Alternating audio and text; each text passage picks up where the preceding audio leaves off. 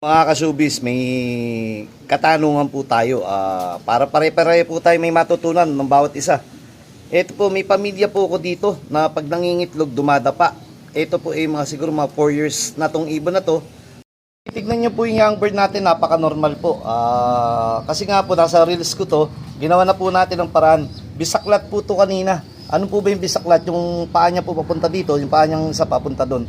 Gawa na walang buhangin po doon sa ating panlaban. Ayun po yung katbalogan natin po na ang magulang niya po second overall po natin noong 2019. Then yung tatay niya ay kapatid ng overall din po, dalawang overall, PHA, first overall, MMFC first overall ni paring Emil Romero back to back 2017-2018. Overall ko naman po ito ng 2018. Ayan si Macjo. Then ito yung katbalogan natin last year. Then ipapakita ko po, ito po yung bisaklat to. Ginawa po natin, una tinalian po natin itong dalawang singsing habang hindi pa natin sinusuot. Pagka isusot nyo na po, para hindi po mahirap magbuhol. Mangyayari po dyan sa ibon na yan, ganyan na po, hindi na po sa bisaklat. Pwede nyo na po siyang ilagay doon sa kanyang pugad. May nestmate po yan. Yun po, nilagyan natin panlaban. Ngayon may katanungan po kanina, lumindol po, dasal po ni Bait, na wala naman pong kapamahakan na nangyari. Kung basta parang ginising lang tayo ng lindol o ginulat lang. Tinatanong po nila nung kanina, pag Boss Idol Bait, pagka lumindol po ba, yung mga itlog na palimlim natin o yung mga kaitlog lang, mabubugok po ba yung laman po nito? Opinion po ni Bait, base po sa ating experience, hindi naman po. Katulad po niyan, ang dami nakasalang. Ayan po, naya po dito. Ibig sabihin, lahat po nakasalang ngayon, mamamatay ang similya sa loob. Gawa ng lumindol. Hindi naman po, ang paglindol naman po, parang gumalaw lang naman tong ganito, yung kulungan na yugyog. Ganun lang po yung, parang katulad din po kanina, yung bisita ko, nakita niya yung egg nung bagong itlog doon po sa loob. Ang tawag dito, madumi. Sabi ko, pwede nyo po ibabad dyan, pagkababad nyo po sa tubig para matanggal po yung dumi. Sir, hindi ba masisira yung itlog? Hindi naman po. Sumutotal yung iba nga nilalagay pa sa rep Tapos ito na. Meron dong basa bisaklat Hindi, dito lang po nainitan lang to pero hindi po bisaklat to. Ayan po, mga baluga po. Ayan po galing naman po doon sa taas. Doon sa style po natin ng tawag doon, colony type. Basa po yung nila, yung tawag diyan, yung pinakabuhangin nila, pangit ng itsura. Pinalitan po natin ng may basahan. Ito, lalagay ko muna po to. Ito, lagay natin itong ating bisaklat. Ayan po, lagay muna po natin dito para makita po natin kung ano itsura niya pagka nailagay na. Kaysa kung hindi nyo tatalian, hindi nyo na mapapakinabangan itong young bird na to. At hindi po kakain at hindi makakatayo na maayos. Hanggat bata pa pwede pong i-correct yan. O nga pala, happy birthday paring Danny Palma. Mamaya sige gagawa natin para mag-out tayong ibon para medyo meron tayong konting budget mamaya. Ayan po, ito po yung di okay na siya. After mga 1 week, tanggalin nyo na po o mga ilang days. Correct na po yan kasi mga bata pa naman po sila. Ayan, then ngayon babalik naman po natin. Ito yung ginamit natin pugad. May buhangin na sa ilalim. Meron pang tawag dito, meron pang basahan para doble protection po tayo. Sumatotal yung buhangin po kasi mag-absorb din ng dumi nila.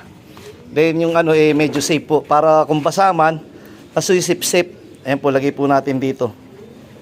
Ayan po, ganyan po yung klase ng dumi kasi nila pasintabi po sa mga kung may kumakain po. Daling ko na po dito. O nga pala, meron din po tayo dito yung pauwi ng Katbalogan. Kalbayog. Nandito na po. Kukunin natin, videohan din natin yan. Pakalbayog po natin yan, parang March yata o April yata binitawan. Umuwi sa atin ng isang araw lang. Kaya uwi tayo sa Santa Mesa, pinadala ko lang dito yan.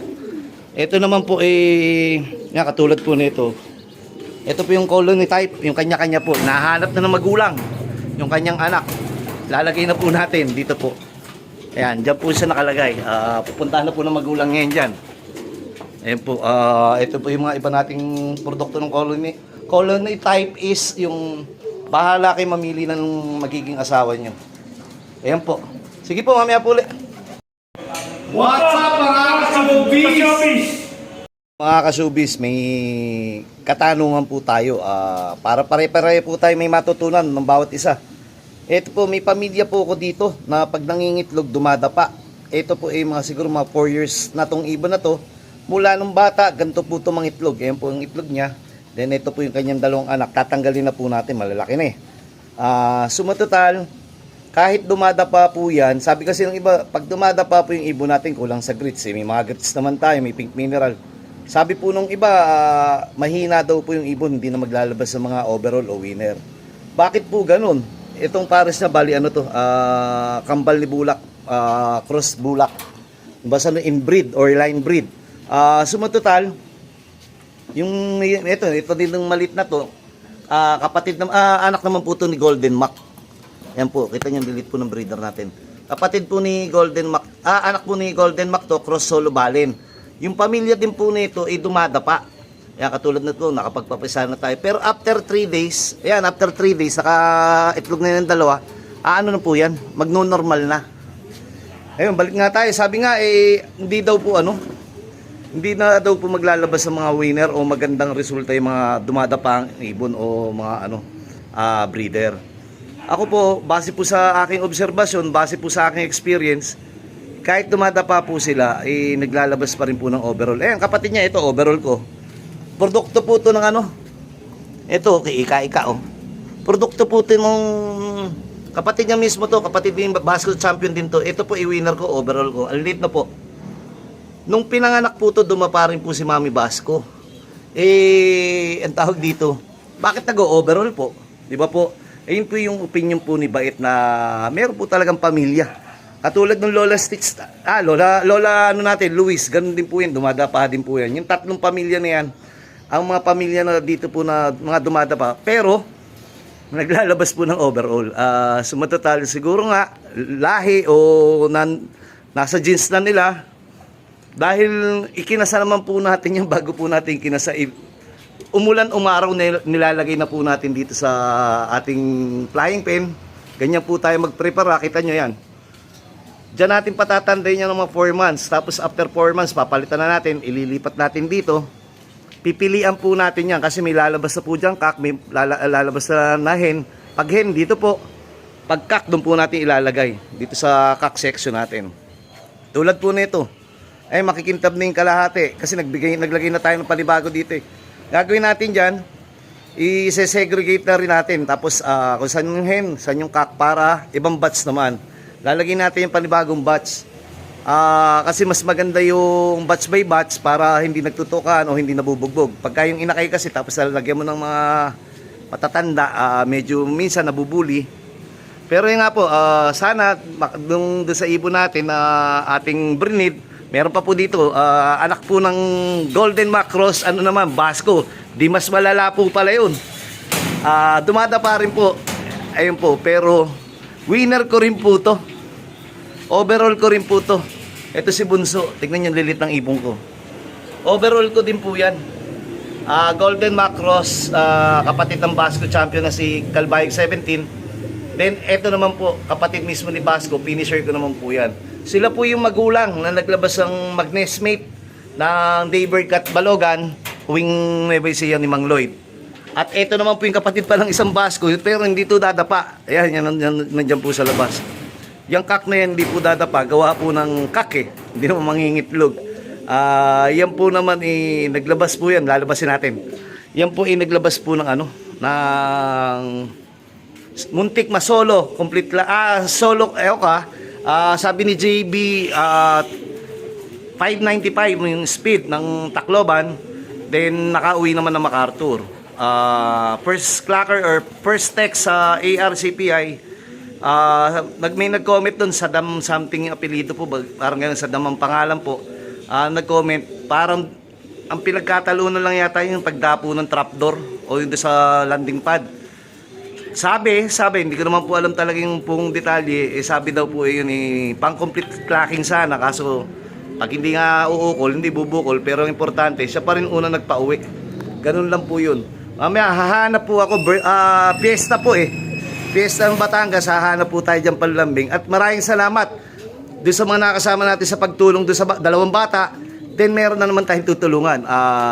Yung nasa abroad yata, nasa ospital sa ibang bansa, na kapwa Pilipino natin, na hindi yata mapauwi pa. At yung isa, basta dalawang nasa ospital, at isa pong anak nung Emong, ano ba yun, Emong Morrison Lop po ba yun? Na aksidente po, para nabalian yata po ng siko. Hahanapan natin ng ibon dito.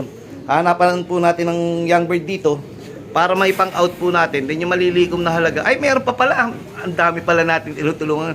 Meron pa pala si isang young bird po si Bait para po din doon sa doon sa kay ang pangalan nun. Basta yung may kidney problem na lagi din po tumutulong, si Bing Osteria. Bro Bing, magpagaling ka. Kasama mo si Bait sa laban niyo sa buhay. Mag-out po tayo, solong ibon para po sa makaabot o makarating po sa inyo na makasama po si Bait. Yung malilikom nating halaga magagamit niyo po sa inyong pagpapagamot. Mamaya na po ulit, ituloy po natin. Sama po nyo pala sa dasal yung ating mga tinutulungan. Sa simpleng pamamaraan, tayo makakatulong sa pamamagitan ng dasal. Sige po. What's up mga showbiz? Bis dati katanungan lang. Boss Idol Bait, Pepe, di ba mangitlog ng 3 o 4 ang inyong breeder? Sabi ko po, pagka 3 o 4, parang malabo po yun. Baka parehong hen. Ito po, ngayon po nangyari sa akin to. Tagal ko na nakiibon. Hindi man 3 sa bilang, pero 2 kalahati sa size. Alit po nung isa, no po. Hindi naman po sila katandaan, pero nagulat ako, may malit silang itlog at naging 3 pa o 2 kalahati. Ito po ano po to, Masili Cross Basco Batanes first overall champion, yung magulang ng Basco first. Then ito naman po Stitch MacArthur 2017, may kapatid po yun, 6 na magkakapatid, nilipad ni Edwin Dichosa. 6 na Santa Ana Clacker, 2 po yung overall doon, at yung isa po yung winner doon naglabas din po ng winner. 8 overall national race, Stitzel Bait. Ayan po, PHA po yan. PHA 8 overall national race na MacArthur po natin noong 2018. Ayan po, ito po yung katunayan. May malit pang isang itlog. Sana magsimilya. At sana wag naman maging hadlang, kasi pagkaganto po nakakagulat, bakit naging 3. Tayo lang po yun nandito, tsaka si Parin Larry, wala na pong ibang gagalaw dito. Maghapon lang po ako dito. Ito po ang trabaho natin dito sa ating lop. Kung papansinin nyo, naka 3 video po ako, puro pantulong para doon kay Emongs na anak na may sakit, may yung sa siko. Tapos para din po doon sa kay Bacardi, doon sa mahal niya sa buhay, at para doon po kay Bing Istorya na mahilig din tumulong sa ating kapwa. Kaya samahan nyo po si Bait sa simpleng share nyo po o sa simpleng pag-like nyo po, at damayan po natin sila sa dasal. Samahan po natin sila na ipagdasal po natin ang agarang pagbuti ng kalagayan po ng kanilang mga mahal sa buhay at ni Bing Istorya. Siyempre, bigo nga po sa inyo, sino pa tutulong sa atin kung hindi tayo magtutulungan? Sa simpleng pamamaraan, ibon lang naman po ina-out natin I mean, gawa po ng ibon, marami po tayong natutulungan at marami po tayong napapasaya. Napakahirap ng buhay, napakahirap ng, alam niyo po ba yun, yung pagka po kayo nandun sa sitwasyon na nangangailangan, ang hirap na nga ng buhay, magkakasakit pa o bibiruin pa tayo ng panahon na kailangan natin ng malaking halaga para sa pagpapagamot ng mahal niya sa buhay, ang hirap po nun. Kaya nga kahit paano ginagawa ng paraan ni Bait na makatulong po tayo at makasama po tayo sa laban nila sa buhay. May tumatawag po sa atin. Pupuntahan ko muna po, baka mamaya importante. Ayun na, tumunog na nga po. Basta tayo po iingat lagi.